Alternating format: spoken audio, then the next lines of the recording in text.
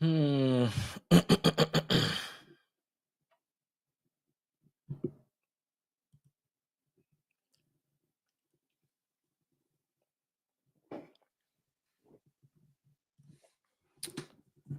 Go to YouTube.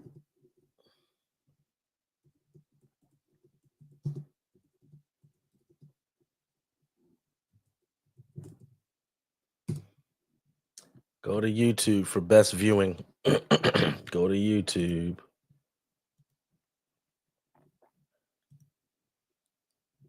Just late night. I actually shouldn't even be on live right now, but I was supposed to be doing a video that I fell behind doing. However, I need to talk about this. We need to talk about this. I've gotten a few DMs and I just want us to be sober minded here, right? I think we need to be sober minded about some things.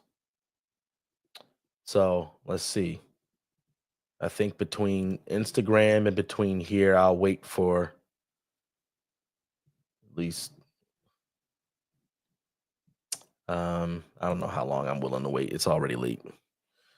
So I just want to talk about a few things, a couple things surrounding the episode. I mean, we're living in a time now. I don't know if you've listened to our last couple episodes talking about MLK, discussing MLK. Um, but in the first episode, I highlighted the significance of narratives. That we live in a world today where narratives run rampant and narratives rule the day. I'm not saying that that hasn't been the case in the days of old. The reason we're in the place we're in today is because narratives run rampant. The things that we actually believe them wholesale. We don't care whether or not they're true. We just believe them. And what's so ironic is as a Christian and as a pastor, one of the top comments that come from non-Christians is that I believe a myth blindly. That's why I'm a Christian, because I believe a myth blindly. And man, you can't be more wrong. Now, I'm sure that there are Christians who call themselves Christians because they believe it blindly, and those are typically the ones who smear the name of Christ anyway. It's very fitting for this live episode because that's part of the reason why we're doing this episode on MLK, and why we did those. And if you haven't listened to them, you should listen to them so that you can give us your informed thoughts. We've received DMs, and the DMs aren't informing us of anything. They're just angry. So that's not. I want to be as kind as possible, but I also want to be honest, and I want to tell people honestly, I don't care that you're upset. I genuinely don't. I don't care that you're angry, because when you send me a message telling me that you're angry, you're implying that while I'm home, I'm thinking about whether or not you're happy with me. You know, and that's just ridiculous. I know that you're not doing that with me. You're not at home thinking whether or not I'm happy with you. So, so what I wish that people would actually utilize their time if they would like to give feedback and send us a message, send me a message, then inform me of something, you know, inform me. And if you're late to the party in this conversation on MLK, then one, you should know that there's going to be information about him that comes out in the year 2027, or was it 6? Might be 27. I can't remember. But the FBI files their audio tapes. Now, it seems that some people know this and some people don't, but even though we don't have the FBI tapes, we do have the memos. We have the notes that were taken by FBI agents while they were secretly and illegally recording MLK.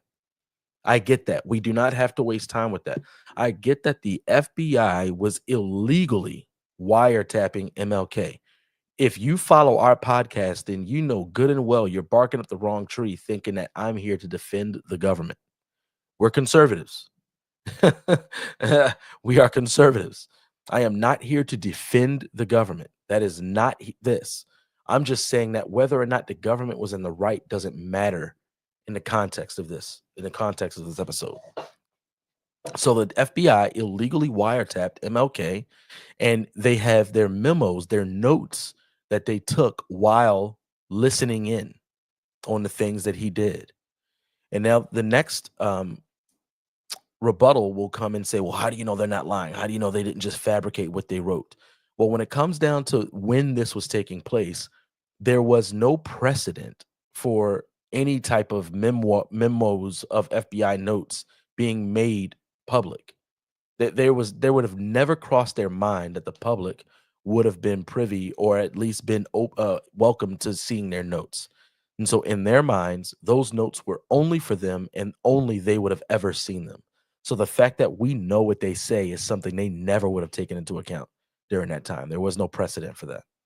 Um, so we don't have reason to believe that they would lie. Um, Also, the reasons why FBI was being followed was to confirm that he was a communist. This confirmed his Marxist dealings. And so the things that they found were just bonus. And then obviously there was no need to smear him after he was tragically killed. So all of that, I think when it comes down to the knee jerk kind of rebuttals I've gotten in this, it's like just stop and think about it for a second. Stop and think about it for a second. And what people seem to be upset about has nothing to do with the alleged dealings of MLK and other pastors. What they seem to be upset about is the fact that we're willing to talk about it. And I think that's the biggest issue here. The biggest issue here is that we are a society that deems when a wolf can be a wolf and when one can't. And we've got to deal with that. You got to deal with it. If you can say when someone can be a wolf and a predator and when someone can't, then you are what's wrong with the world. That's how it goes. Those are my sentiments. Those are my sentiments, and I think that I've had many conversations with individuals who have turned away from the church, that they have all these gripes against the church, and I don't mean to say it like they're unwarranted. I want to say that those gripes exist in mass when it comes down to pastors who leave their proper dwelling as a shepherd and act as a wolf. It seems like it's low-hanging fruit. It's ripe for the plucking. That's the first thing someone can go to, whether it be in a Catholic context, which that's different from Christian context. I'm sorry if I find that to be different, but or a Protestant Christian, biblical Christian context. It seems like low-hanging fruit that you can go towards the man who did not dwell in his role as a shepherd properly, and he abused his congregants or parishioners, however you refer to them. And guess what? I agree. I agree that you should call them out. I agree that you should say shame on you. I agree that you should shout their names from the rooftops because they dwell in a place that they were supposedly called to, and they did not stay above reproach. Not only did they not stay above reproach, they abused the trust of those who called them shepherd and pastor. They should be dragged out of that pulpit unless he's a hero. See the issue we got?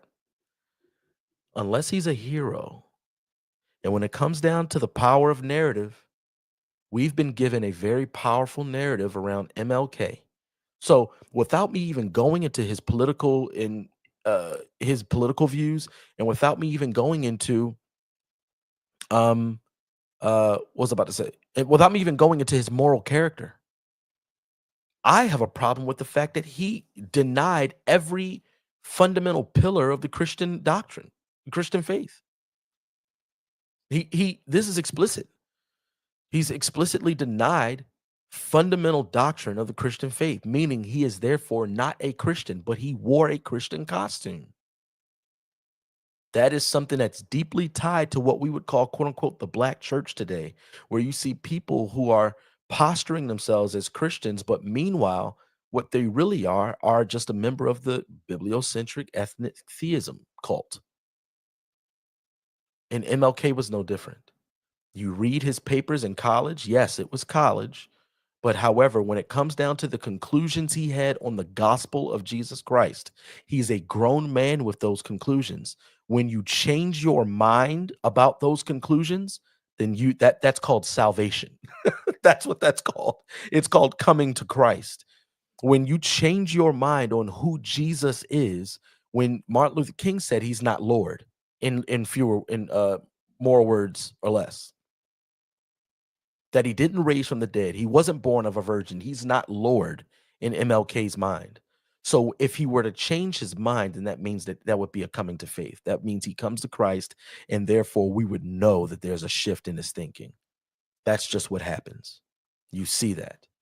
But you did not see that in his life. Before we even get to the FBI memos, you see it in his friends. Ralph Abernathy, a close friend of his, wrote a book called When the Walls Came Tumbling Down, or When the Walls Came Closing In. I forget. I'm just doing this off the cuff here. And he said openly and cavalier that MLK was not faithful to his wife. I'm not saying that there was this time he committed adultery, although even when that's the case, a Christian is repentant of that.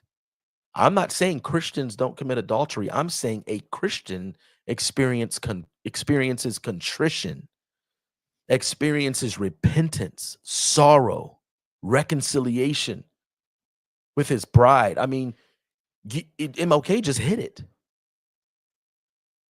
A Christian can't do that. You can say, "Oh, but there's grace. There's grace." Well, now we're talking about Romans 5 and Romans 6. Romans 5, Paul addresses that there's grace every time you sin because grace abounds. That's the beauty of Jesus Christ for those who trust in him. And then he gives a rebuttal, anticipating a rebuttal in saying that, well, somebody could obviously say, well, why don't we just keep on sinning so that grace can abound more? And he would say, well, why would you do that? In Romans 6, he highlights, when you're in Christ, you're dead to sin. So you would never want to live in sin as a believer. You might struggle with it. That's Romans 7. You keep doing the things that you don't want to do, but there's contrition for the believer. So how could MLK live a life of sin without repentance?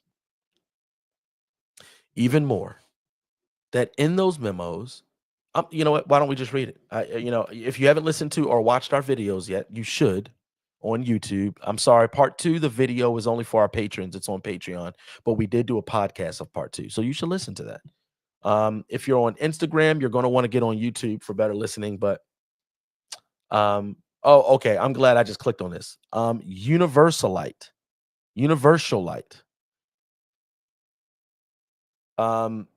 Moses killed a man, he says. Moses is the only person that can translate the Bible. This is still the same user. Moses is the only person that can translate the Bible, and he killed a man. So you saying I have to kill a man to translate the Bible? You lost me, bro. I'm sorry. I wasn't even meant to be on this page because I'm on a different streaming platform. So those who are on Instagram, I can't actually see when you comment all the time. I just happened to click on this and I saw it. I thank you for commenting. But I can't see it all the time. You should get on YouTube. Then I can see your comments and I can even interact with you better as I'm doing this live. So if you feel like it, the link is in the bio, or you can just go to YouTube, go to our Black and Blurred page. Out, you'll see it right there. We're live. Um, but whatever it is, if you want to use the argument that says that, hey, nobody's perfect, when we're not talking about perfection. I am not doing episodes about MLK because I once believed he was perfect and now I found out he's not perfect. So we don't actually have to waste time there. We don't have to waste time with that. I know he's not perfect. We're talking about something very different than perfect. Also, whenever someone comes to me and says, "Oh, he's just a man, he's not perfect," then insert your political opponent. I don't know who you are, Universalite. I don't know who anybody else is who's responded to me. Who is your political opponent? Okay, whoever it is, insert them in that statement. Do you give them that pass that he's not perfect? He's just a man. Is that the way you talk about your political opponents?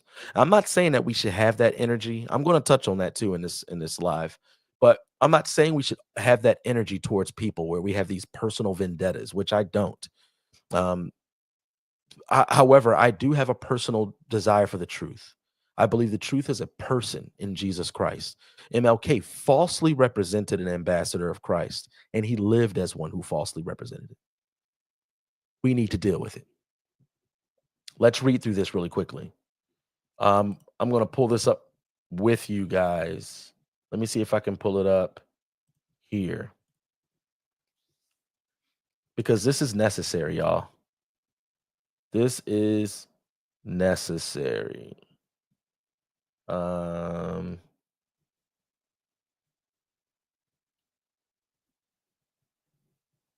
hold up. Okay, here we go.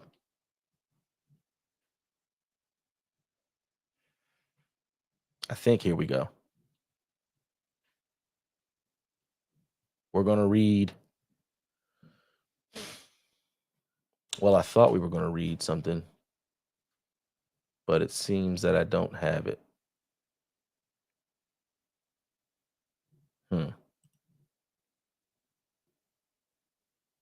Oh, maybe I do. Yeah, here we go. Okay. All right. So let me pull this up, put this up on the screen so that you can see it. Thank you for your patience in that. I'm live. So um Moses didn't believe in nonviolence.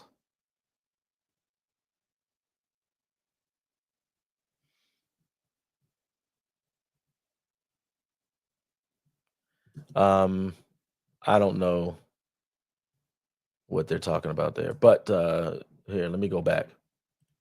Come to YouTube and I can see your comments. Come to YouTube and I'll be able to see your comments. Share screen and let's read this together. Now, just because I'm reading this doesn't mean it's true, but the way that we respond matters. The way we respond matters when it comes down. Now, if you're not a Christian, I get it. There are going to be fundamental disagreements we have. So there's really no point in us getting in an argument here. Um, However, we still are both held to the same moral standard. We still think that certain things are wrong objectively. Now, you might not be able to justify you having that objective thought, but I can justify it, and that there is an objective lawgiver in God. And when it comes down to the accusations that are corroborated by MLK's friends and through these memos, that the memos need to be corroborated through the FBI tapes. I get that. But the way that we respond to them is an indicator on whether or not we actually care about what's true. That's important. So let's look at this. This is from an MLK scholar who says, I'm an MLK scholar and I'll never be able to view King in the same light. By Jason Miller. And Jason Miller is highlighting another biographer by David Garrow. So this is a world-renowned biographer here. He's a Pulitzer Prize-winning biographer of MLK. He wasn't a biographer of MLK who was sought out to try to smear MLK. No, he was an MLK stan who was a biographer. So that meant that he had to do research. He had to dig deep into the life of MLK. I'm going to skip down, or let me just give you this real quick. It's for context. Hold on. Am I sharing this correctly? Okay, good. Share that for you guys so you can read it. It's David Garrow, Pulitzer Prize winning biographer of MLK, has unearthed information that may forever change King's legacy. In an 8,000 word article published in the British periodical Standpoint magazine on May 30th, 2019, Garrow details the contents of FBI memos he discovered after spending weeks sifting through more than 54,000 documents located on the National Archives website. Initially sealed by court order until 2027, so I was right, 2027. The documents ended up being made available in recent months through the President John F. Kennedy Assassination Records Collection Act of 92. Now, let me say this. Let me say this. I know that JFK is beloved too. I'm too young for that, but I don't know all the things that may come out regarding the JFK assassination and his life and whatever. I don't know what's even connected to that. Maybe it's just the assassination and who is lying regarding that in the deep state. That's a real thing. Or if there are going to be personal files regarding JFK. And I think there's going to be some people mad because they love him. They idolize him. And we should not idolize any human being because we find ourselves in this type of predicament where the human being reveals himself not only to just be human and flawed, but can be disgusting, and we can champion them and lionize them, give them statues and commemorate them. Okay, sorry. I had to get that up. So let's go back. The most damaging memos describe King. Let's look at this. The most damaging memos describe King witnessing a RAPE in a hotel room. Instead of stopping it, handwritten notes in the file say he encouraged the attacker to continue. Okay. Now let's let our cognitive dissonance breathe for a second.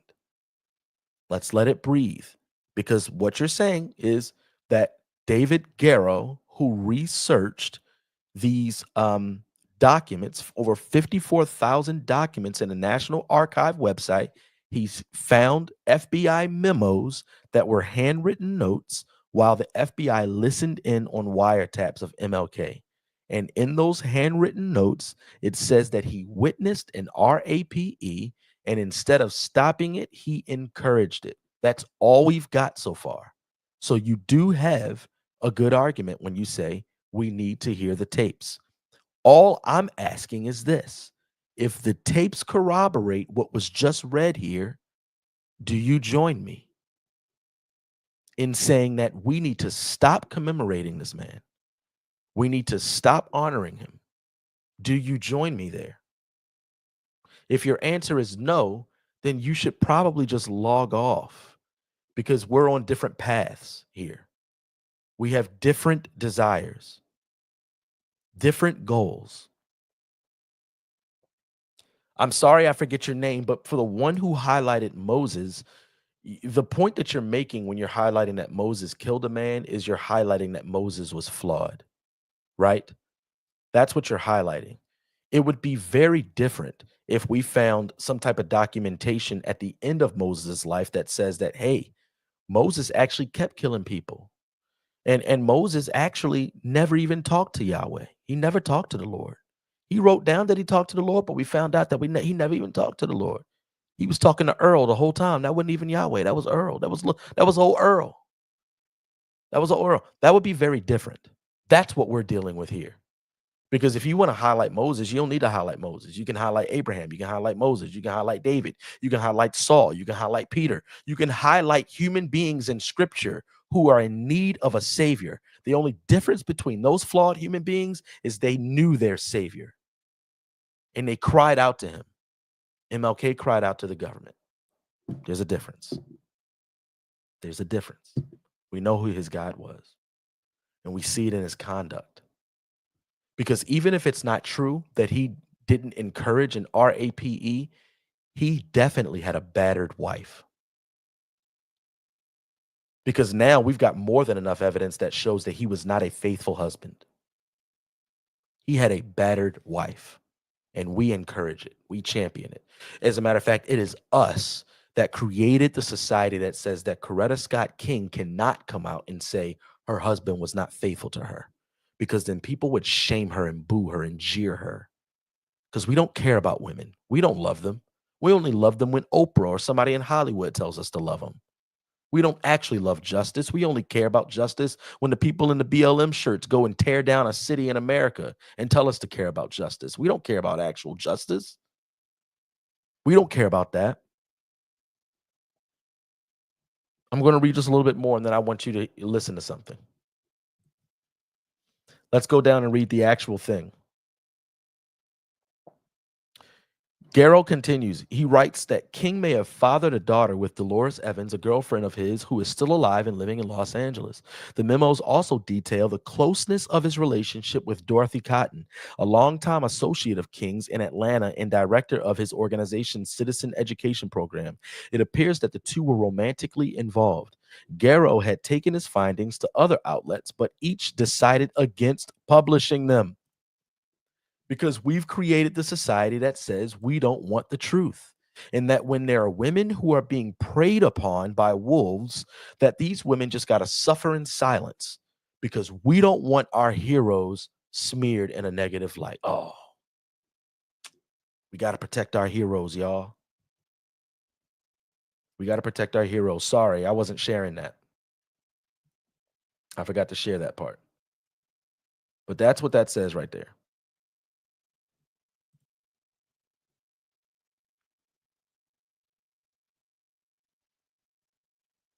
I mean, can you see what we're dealing with here? This is very different. I find it so odd that we can actually highlight people in scripture.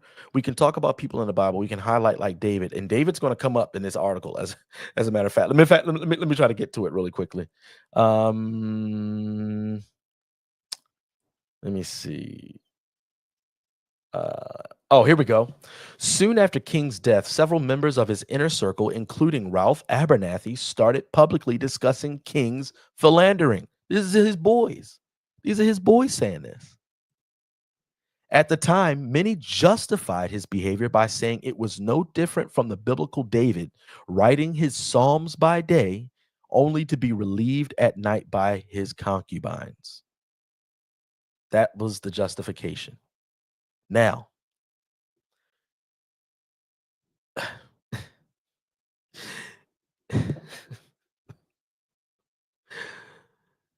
this is the irony of that. Here's the irony. The irony is that we are in 2025 and we are um just finding the murmurings, relatively so, about MLK, who only lived in he died in the 60s. Okay? We're just talking about 60 years. This is only 60 years ago, and we're still arguing over whether or not something is true. Meanwhile, we're referencing somebody who lived 4,000 years ago because we know all the dirt he did. And you're comparing the two? We know the deep, dark, disgusting nature of David, and so does he. Read Psalm 51. He's very open about his disgusting nature and his need to be cleansed. Purge me, O Lord. Search me.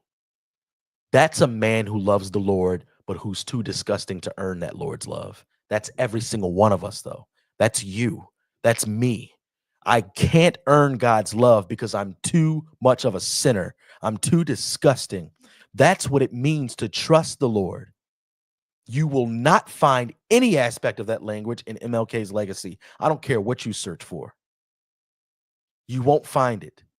All you find is hidden disgustingness.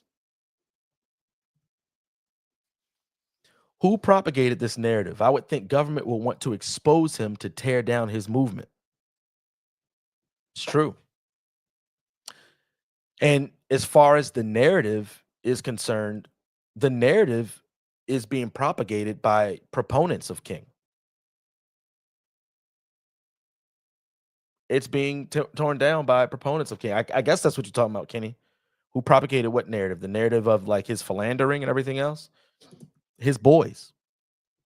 And David Garrow is a proponent of King. David Garrow is an objective biographer who just in studying King found out, oh my gosh, he's disgusting. And then everybody started hating David Garrow.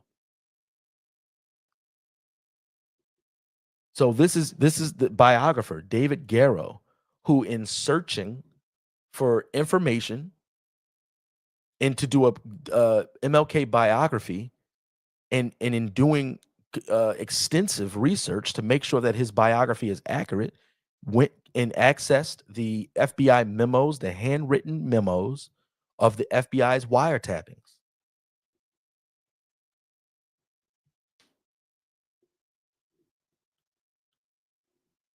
So listen to this. Garrow, in his biography, had outlined several of King's marital infelicities. Let me make sure I'm sharing this with you guys. Oh, no, I'm not. Sorry. Garrow had outlined several of King's marital infelicities in his 1986 biography of King, but he often spared the names of the women involved to protect their identities. Finally, in 2010, Kentucky State Senator Georgia Davis Powers recounted her intimate relationship with King in her book, I Shared the Dream. Let's not miss that really quickly. It was a woman of her own volition, Senator Georgia Davis Powers, who told her own story of having affairs with MLK. That's not government. That's not anyone else. That's her. She wrote it in her book called I Shared the Dream. Now, first of all, that's a clout chase. To do that and call it that, that's a definite clout chase to do that. But that definitely doesn't paint her in a good light. Why would she do that? Why would she recount her intimate relationship with King? When you add that to all of the other uh, cl- uh, accusations about King regarding his friendships, his friends are the ones accusing him of these things. I'm not even addressing the memos right now, just his friends. Through the corroborating eyewitness testimony of his friends, he was not a man to be honored. Obviously, they don't say it like that, but that's my conclusion. And in Christian context, he most certainly did not qualify to be a pastor. He didn't qualify. You have to be above reproach. He's failed. He's disqualified.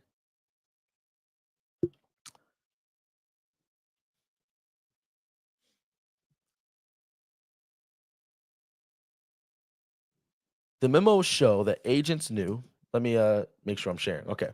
The memos show that agents knew that King and a group, including Baltimore pastor Logan Curse, were going to be staying at the Willard Hotel in January 1964, days before he ever arrived. By bugging the room, they were able to listen in on King and at least 11 others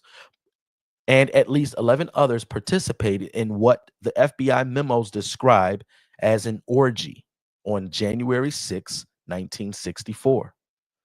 The microphones also picked up activities from the night before. Oh, I'm sorry. Yeah, I said that. The microphones also picked up activities from the night before when Curse, that's Pastor Logan Curse of Baltimore, Maryland, who is deceased. He died in the 90s. Oh, it says that. Died in 1991. Allegedly SA'd, if you can see that, SA'd one of his parishioners.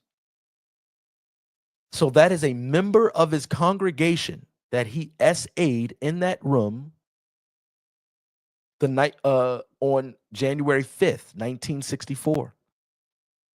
And according to the memos, King was in the room. The handwritten note indicates that King didn't just observe the assault, he laughed. Now, let's use our thinking caps, y'all. Let's one. Oh, I see. I see. Who wanted to keep his image clean initially? Why didn't the government expose him to kill the civil rights movement under him? Oh, that's a very deep question. Maybe we have to talk about what the civil rights movement actually did. That's what the civil rights movement. I think that there are a lot of black people who know that Beyonce won an award but can't recite a Bible verse because of the civil rights movement. But that's a different episode. Um, so let's use our thinking caps real quick. Let's use our thinking caps. If the FBI, I get what you were saying now, Kenny, but I'm gonna go a different route because I've gotten texts and messages regarding this thing that I'm about to say. The government had an in for King from the beginning, and they're smearing his name through with this. Then why do the FBI memos have some random guy we've never heard of, Pastor Logan Curse of Baltimore, Maryland, doing the SAing, and they have MLK doing the cheering? If they're trying to smear King, why not just have Dr. King doing the SAing? Why not, if you're fabricating a story, why not have him do the worst of it? It's something very eerie about the memo recording another man doing the crime and MLK encouraging it. There's something very eerie about that. And we need to deal with it. We need to be willing to deal with that.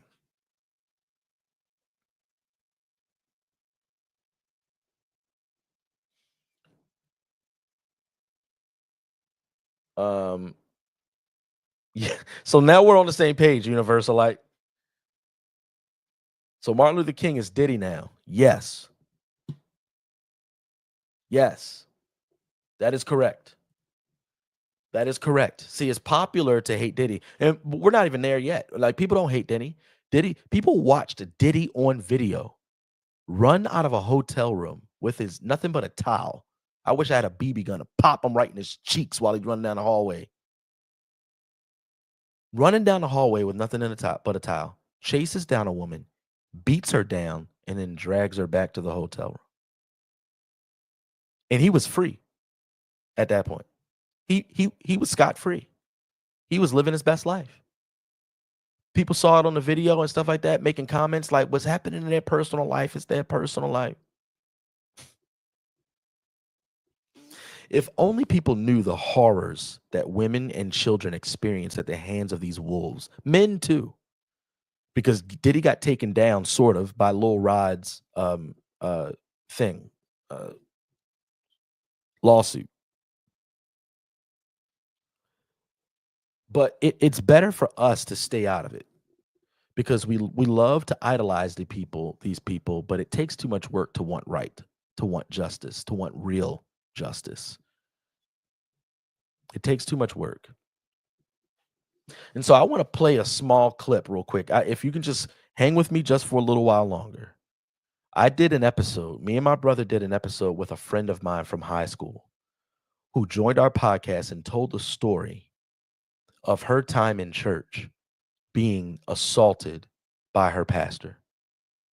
I want you to listen to this if you can. Trigger warning. But I want you to listen to this to sober us into the reality of this world, to sober us into the reality of sex trafficking that's rampant in the world. And do you know how it's how it can exist in perpetuity? It's because we love the people who make it go round and round. We love the people who help facilitate it. They're our heroes. We've got their pictures on our walls, on our phones. We love it when they come up on our TVs, and we can't stand it when somebody says something negative about them. So we defend them blindly, tooth and nail. And we do it to these pastors too. These wolves. I want you to listen to this.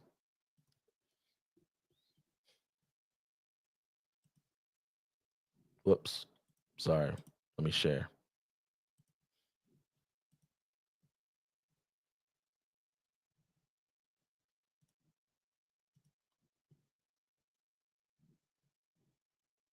Wrong thing. Stick with me. I'm coming. Here it comes. Here it comes. I've got you.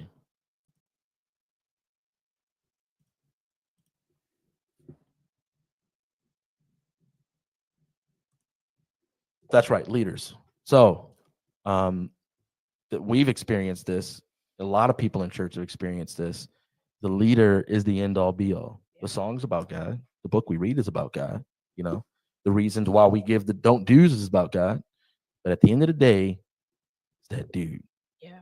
And these dudes. Some people, women as well. They're standing up front. And a lot of people have rejected Christ for what the people who profess Christ have done. What has been your experience just in regards of church hurt, growing up in church, an apostolic church that has prohibitions out the wazoo? It just seems prime for some form of disappointment. Absolutely. What share with us? So as I mentioned, I had settled myself on God above all. Yeah. Right. I was astute. I studied the Bible for myself. Even in my lack of like real knowledge of even how to really interpret the Bible as a child, but I read it. Yeah. So I could have it so that someone could challenge me and I would be able to say, well, this is what I think and this is why. Why do you think that way? I think knowledge has always just kind of been something for me. I like to just learn things, even if I'm not going to do anything with it. I just want to know. And so I had grasped that really young. So I knew Bible. Yeah. And no, still. But I knew a lot verbatim of what it said. I didn't have a full understanding of the context. That's what I was missing as a child. And so it was very easy for me to be uh, led by Mm. someone who can give me context, even if it Yeah. was ignorant. Yeah. Yeah. And me not knowing that, it's like, well, you just gave me some understanding of this, right? You've Mm. given me some practical points to what I've been consuming. But as a child, because of my zeal for Christ, um, I was, I would say, a target. Mm.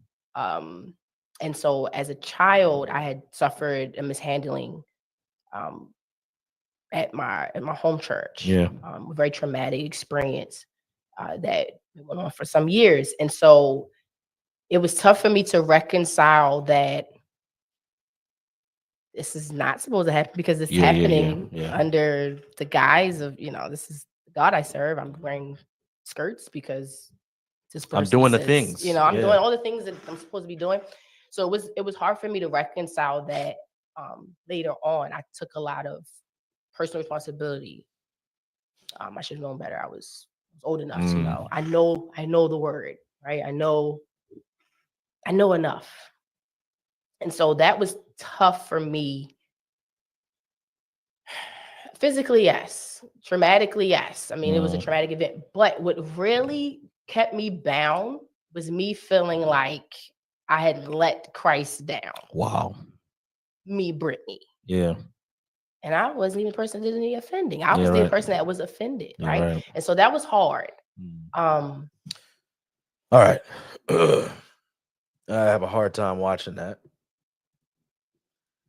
but we don't have faces like that in front of us whenever we are dealing with like stories like this. I get it. We're in, I'm a content creator, right?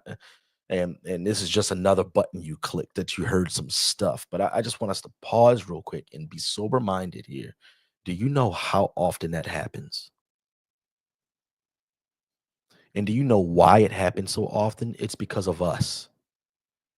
It's the phantom people who will run to the aid of the wolf no matter who is saying what they're saying. I'm not talking about some Me Too stuff where they take advantage of that and actually steal the lives of men by lying on them. I'm talking about real hurt, real shame that people feel. So they stay quiet. And the only reason that exists, that you stay quiet, is because you know that the end result is that if you go to seek help, you're going to be crucified by the people who love your wolf. The people love your abuser too much. And here we are lionizing an abuser, a wolf, if indeed he is a wolf. I get it. There are people who disagree with me. I understand that. I just need you to know you have to miss me. That's all. Miss me, whatever else you have to say.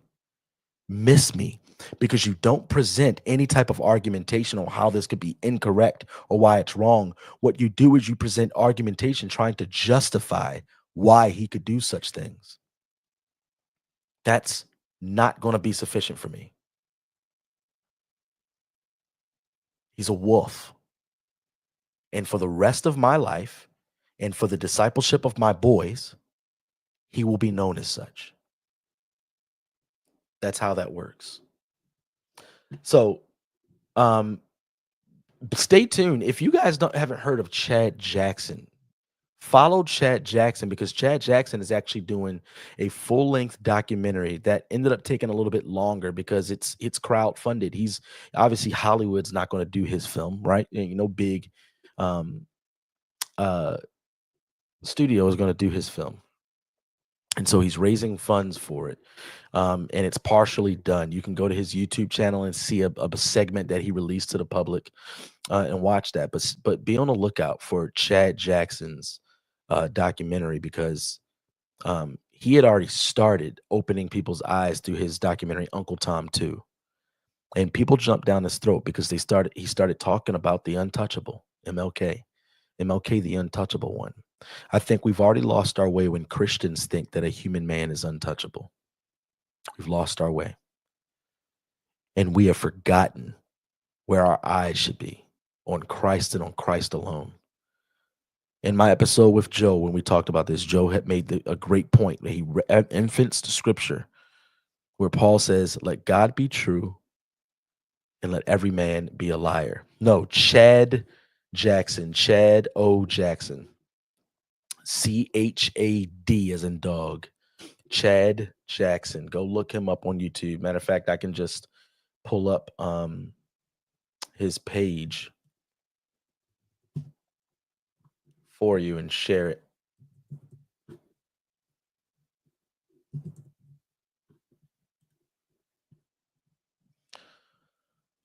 Yeah, go watch Uncle Tom 2 if you've never seen it. I just assume that people see things, and so I forget to shout things out. But go look up Uncle Tom 2, Chad O. Jackson.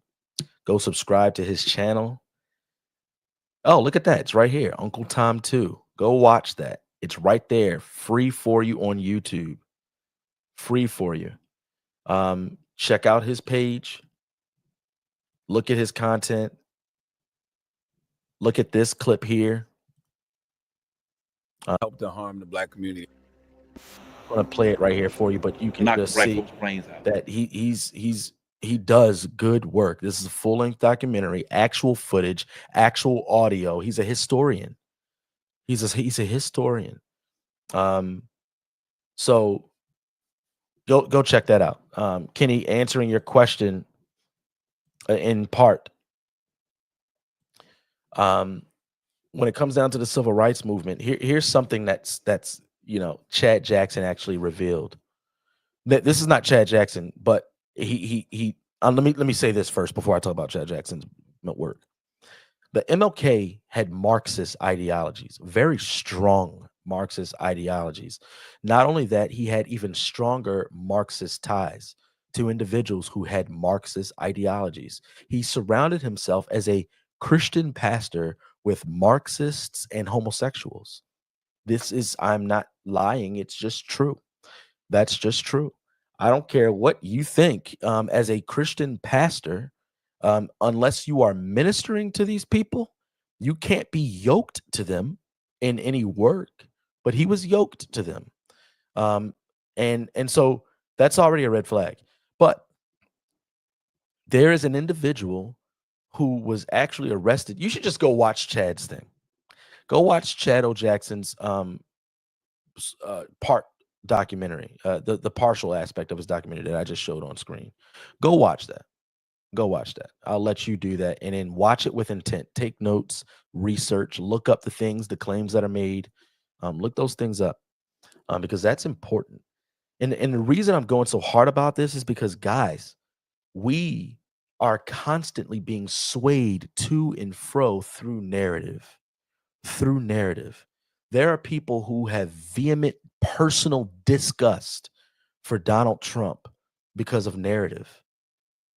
Because of narrative. As a matter of fact, let's look at this real quick. I said that I was going to be done, but let's look at something really quickly. I want to show us something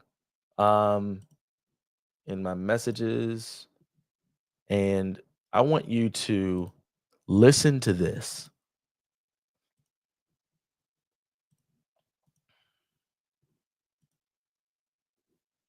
Doing on that day? On that day specifically, responding to preparing to mobilize and deploy the National Guard once we got the lawful request from the local governing authority, which was the mayor of DC and the Speaker of the House. Now, how many days in advance were you working to prepare the Department of Defense to help secure the Capitol on January 6th? Days in advance, Senator. We were in the Oval Office on an unrelated national security matter with the President of the United States, the Secretary of Defense, the Chairman of the Joint Chiefs of Staff, and myself.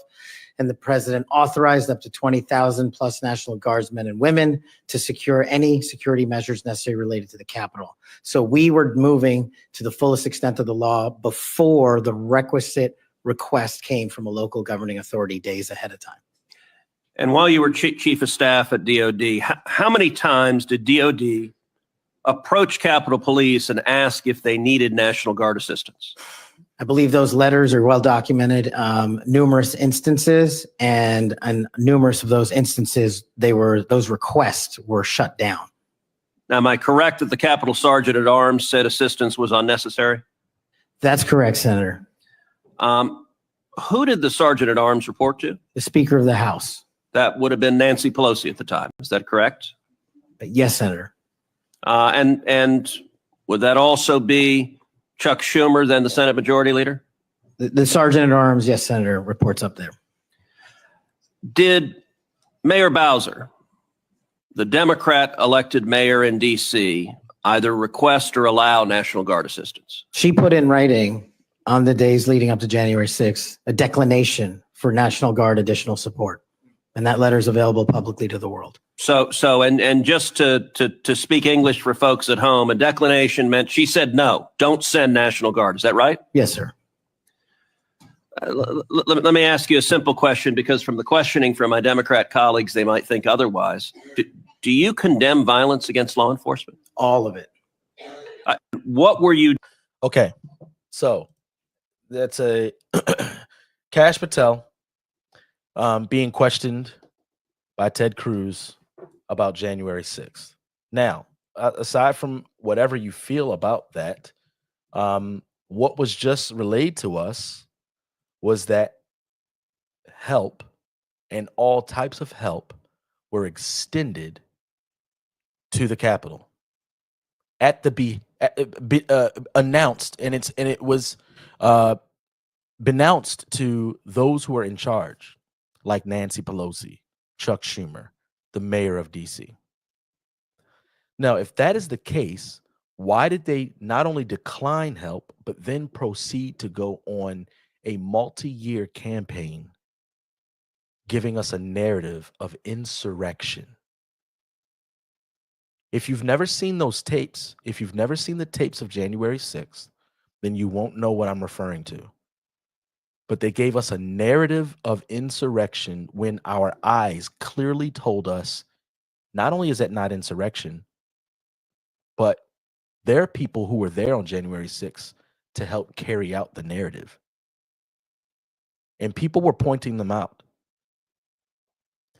You had conservatives demanding the police do something and stop that stuff. People walking up to police in Trump MAGA hats saying, "What are you doing? Why aren't you doing anything? You're just standing there." But that's not part of the narrative. And now here we are, February 3rd, 2025. People will literally be going to sleep tonight with Trump on their mind, writhing in anger because of narrative. We're at each other's throats because of narrative. Black people all throughout this country feel the government owes them something because of narrative. Women find promiscuity more attractive than respecting a husband, and husbands find promiscuity and no responsibility more attractive than dying for a bride because of narrative.